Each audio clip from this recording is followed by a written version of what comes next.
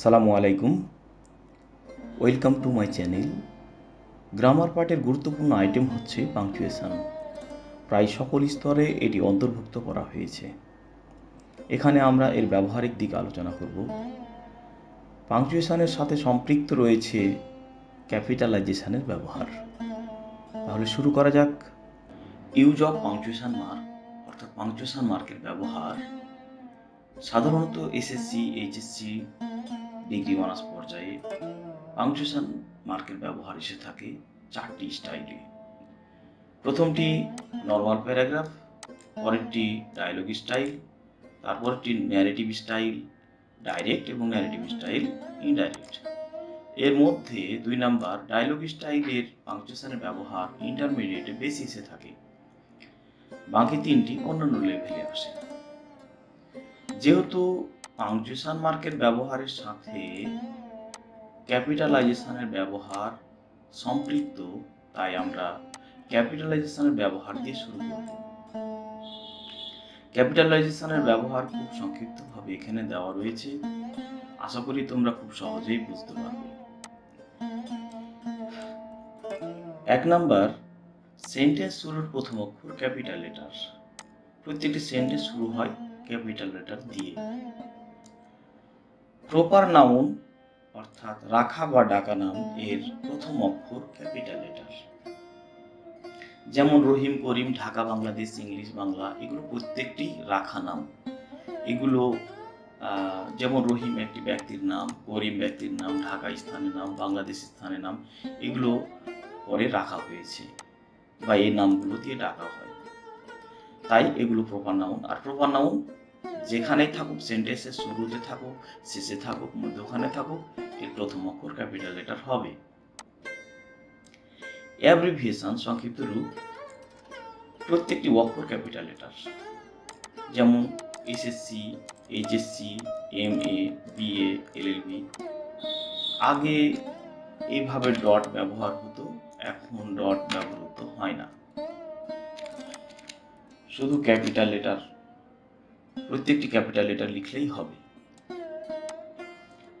I, আমি অর্থে ব্যবহৃত হলে সর্বদা ক্যাপিটাল লেটার হয়। বেশিরভাগ ক্ষেত্রেই পাংচুয়েশনের ব্যবহার সেন্টেন্সের ভিত্তিতে হয়। যেহেতু বেশিরভাগ ক্ষেত্রেই পাংচুয়েশনের ব্যবহার সেন্টেন্সের ভিত্তিতে হয়, তাই আমাদের সেন্টেন্সের শেষে যা যা বসে তা আমরা এখন জেনে নিব। অ্যাসার্টিভ সেন্টেন্স হলে প্রথমে সাবজেক্ট এবং শেষে ফুল স্টপ থাকবে। যেহেতু পাংচুয়েশনে ফুল স্টপ শেষে থাকবে না, আমাদের নিতে হবে, তাই প্রথমটি ভালোভাবে মনে রাখতে হবে। প্রথমে সাবজেক্ট থাকলেই সেটা অ্যাসার্টিভ হবে। যেমন সি, সি এর মতো আরো অনেক সাবজেক্ট রয়েছে, I, we, you, he, she, they, যে কোনো নাম, রীতা, গীতা, সীতা, অর্থাৎ সাবজেক্ট দ্বারা শুরু হলে শেষে ফুল স্টপ বসবে। দ্বিতীয়টি ভার্ব দ্বারা শুরু হলে শেষে ফুল স্টপ বসবে। ইম্পারেটিভ সেন্টেন্স ভার্ব দ্বারা শুরু হলে, এর আগে প্লিজ অথবা কাইন্ডলি থাকতে পারে। তাছাড়া অধিকাংশই ভার্ব দ্বারা শুরু হয়। যেমন let me go, open the door, close the window, give me a book ইত্যাদি। মে প্রথমে থাকবে, শেষে ফুল স্টপ হবে। মে যদি প্রথমে থাকে, শেষে ফুল স্টপ হবে, এটা অপারেটিভ সেন্টেন্সে। সেন্টেন্সগুলো এই ধরনের প্রার্থনা বা কামনা বোঝায়। May you be happy, may Allah bless you. May সাহায্যকারী ভার্ব হিসেবে এসে থাকে অনেক সময় এবং শেষে প্রশ্নবোধক চিহ্ন বসে, সেটা ইন্টারোগেটিভ সেন্টেন্স গঠন করতে। তবে এটা সিম্পলি এটা বোঝা যায় কোনটা ইন্টারোগেটিভ এবং কোনটা অবজেক্টিভ। আচ্ছা, ডব্লিউএইচ গুলো, যেমন এইগুলো WH, what, who, how, when, where, which, why, WH. এই ডাব্লিউএইচ গুলো যদি থাকে প্রথমে এবং তারপরে সাহায্যকারী ভার্ব থাকে, তারপরে সাহায্যকারী ভার্ব থাকে, তাহলে আর একটি সাহায্যকারী verb, am, is, are, was, were, এগুলো সাহায্যকারী ভার্ব। এই সাহায্যকারী ভার্ব যদি থাকে ডাব্লিউএইচ এর পর তাহলে সেটা ইন্টারোগেটিভ হবে, শেষে প্রশ্নবোধক চিহ্ন দিতে হবে। আচ্ছা, শুধু সাহায্যকারী ভার্ব দ্বারাও শুরু হয়। Do you know me, can you help me, এগুলো সাহায্যকারী ভার্ব দ্বারা শুরু হলেও শেষে প্রশ্নবোধক চিহ্ন দিতে হবে। এই দুইটা স্ট্যান্ডার্ড নিয়ম ইন্টারোগেটিভ সেন্টেন্সের। আচ্ছা, এখানেও ডাব্লিউএইচ আছে, তবে ডাব্লিউএইচ এর পরে সাহায্যকারী ভার্ব থাকবে না, থাকবে অ্যাডজেক্টিভ। অ্যাডজেক্টিভ দোষ, গুণ, অবস্থা, সংখ্যা, পরিমাণ ইত্যাদি বোঝায়। তবে অ্যাডজেক্টিভ অনেক সময় না চিনতে পারলেও সাহায্যকারী ভার্ব তোমরা চিনবে। সাহায্যকারী ভার্ব বেশি নয়, am, is, are, was, were, have, has, had, shall, should, will, would, can, could, may, might, need, are, must, ought to, used to, এই কটা সাহায্যকারী ভার্ব যদি মনে রাখতে পারো তাহলে ইন্টারোগেটিভ এবং এক্সক্লেমেটরিকে ডিফারেন্সিয়েট করতে পারবে, পার্থক্য করতে পারবে। কারণ ইন্টারোগেটিভে ডাব্লিউএইচ এর পরে অবশ্যই সাহায্যকারী ভার্ব থাকে, কিন্তু এক্সক্লেমেটরিতে থাকে না। সাহায্যকারী ভার্ব থাকে না, অন্য কোনো শব্দ থাকে, অর্থাৎ অন্য কোনো শব্দ বলতে অ্যাডজেক্টিভ থাকে।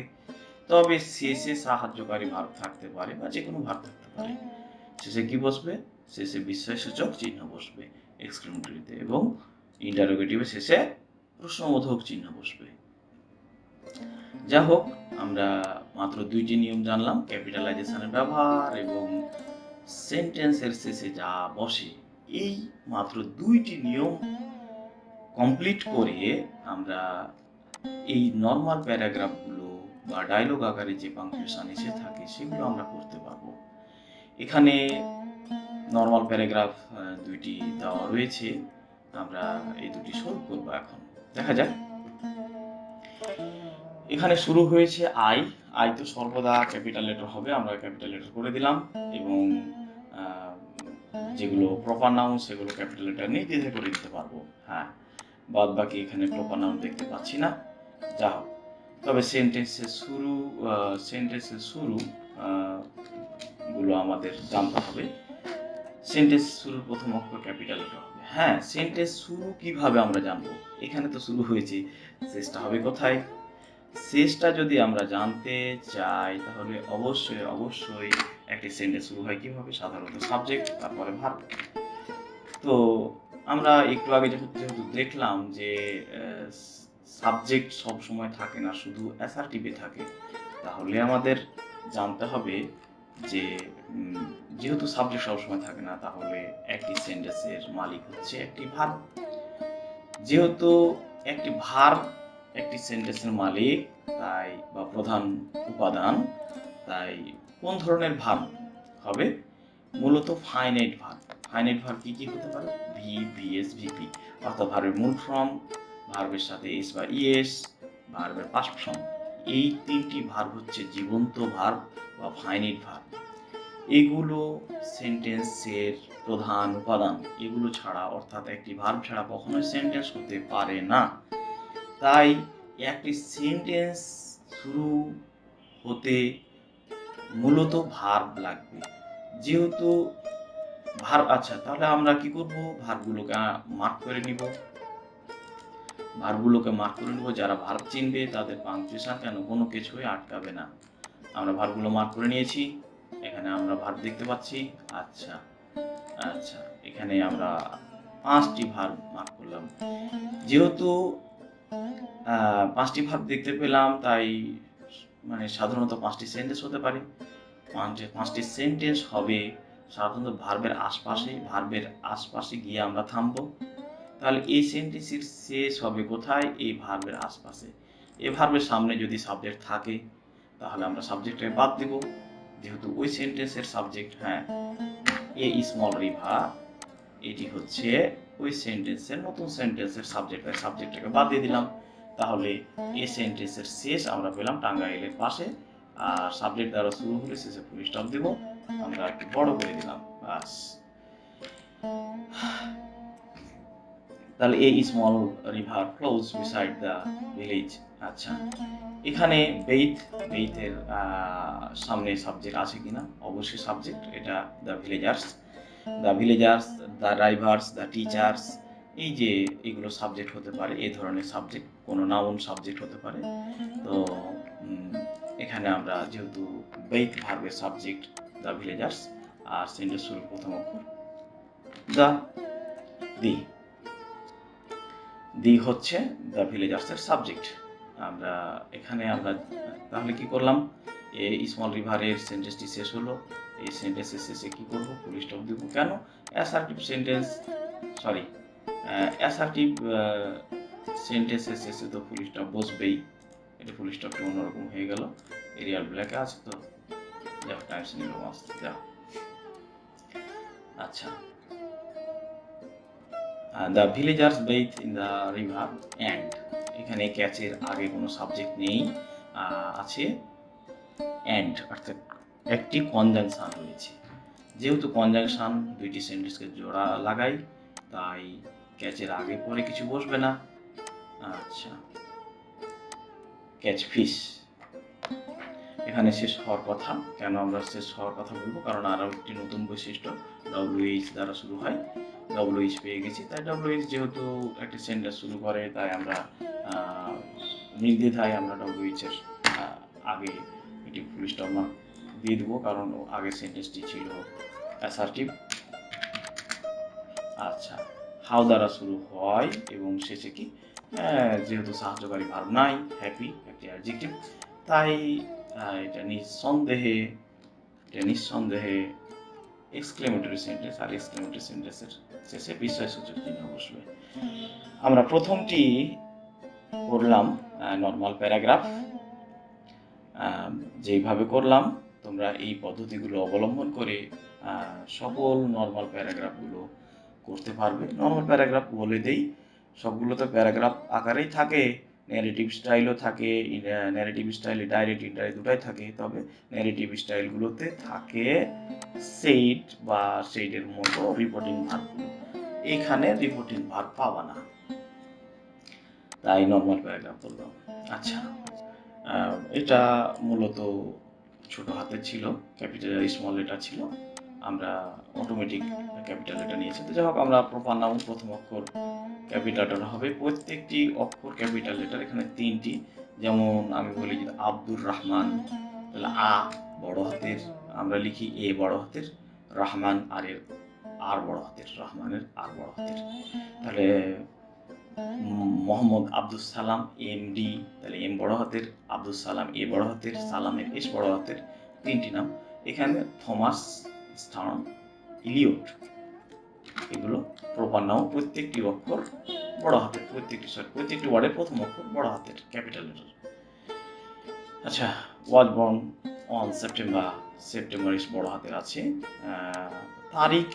তারিখকে আলাদা করতে হবে অবশ্যই, 26/1/1888। ইন ST ক্যাপিটাল লেটার একটি নেম, আমি যতদূর বুঝতে পারছি ST এখানে ডট হতে পারে এই ধরনের, যেহেতু ST দ্বারা তেমন কিছু বোঝায় না। তাহলে এটা একটা ST Louis Missouri after studying at Harvard, আমরা অবশ্যই এই নামটা শুনেছি। এটা ক্যাপিটাল লেটার হবে, যেহেতু এটা একটা প্রপার নাউন। এবং সরবর্ন, আচ্ছা যা হোক, এটাও ক্যাপিটাল লেটার হবে, যেহেতু এটা একটা নেম। যা নতুন ভার্ব বলতে ইমিগ্রেটেড একটি ভার্ব, আর এখানে ছিল একটি মাত্র ভার্ব, 2টি ভার্ব। তো এই ভার্বের সেন্টেন্স এখানে শেষ হবে, ওয়াজ ভার্বের সেন্টেন্স শেষ হলো। আর নতুন যেহেতু সাবজেক্ট ভার্ব এসেছে, তাই এখানে কি হবে, এখানে হবে এটা ক্যাপিটাল লেটার। ইমিগ্রেটেড টু ইংল্যান্ড বড় হাতের, এবং শেষ হচ্ছে ইন 1940। তো যা হোক, আমরা যেভাবে পাংচুয়েশন করলাম, আশা করি তোমরা বুঝতে পেরেছো। আশা করি এই লেসনটি তোমাদের ভালো লেগেছে এবং বুঝতে কোনো সমস্যা হয়নি। যদি বুঝতে সমস্যা হয়েই থাকে, তাহলে অবশ্যই তোমরা কমেন্টের মাধ্যমে জানাবা। আর তোমাদের উৎসাহ পেলে আমরা ভালো মানের কন্টেন্ট ক্রিয়েট করব ইনশাআল্লাহ।